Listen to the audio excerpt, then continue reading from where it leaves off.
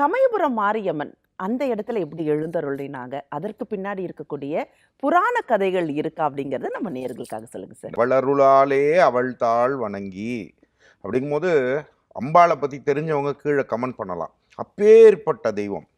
அப்பேற்பட்ட தெய்வம்னா இதோட எங்கேருந்து வராங்க அப்படின்னா, இது இவங்க யார் முதல்ல அப்படின்னு பார்த்தீங்கன்னா, நம்மளுடைய கிருஷ்ண அவதாரத்தில் தேவகியோட குழந்தையா பிறக்கிறவங்க தான் பார்த்தீங்கன்னா, நம்ம சொல்லக்கூடிய மகாமாரியம்மன்னு சொல்லக்கூடிய மற்றும் ஒரு பேரும் அம்பாளுக்கு உண்டு.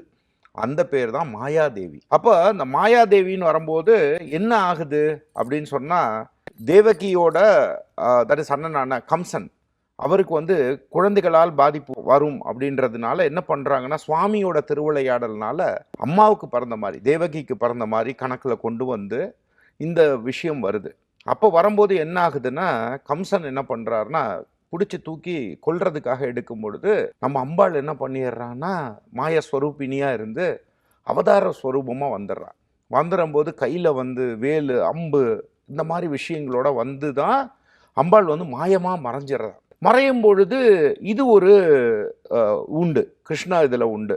இதுக்கு ஒரு எக்ஸாம்பிள் எடுக்கணும், இதுக்கு இன்றைக்கும் வழக்கத்தில் இருக்கக்கூடிய ஒரு உண்மையை நீங்கள் எடுத்து பார்க்கணுன்னா, கிருஷ்ணரோட தங்கைன்னு வந்துடுறாங்க இல்லையா, இப்போ கிருஷ்ணரோட சகோதரின்னு வந்துடுறா. இன்னைக்கும் பார்த்தீங்கன்னா அரங்கநாதர் கோவிலிலிருந்து நம்ம தாய் சமயபுரத்தாளுக்கு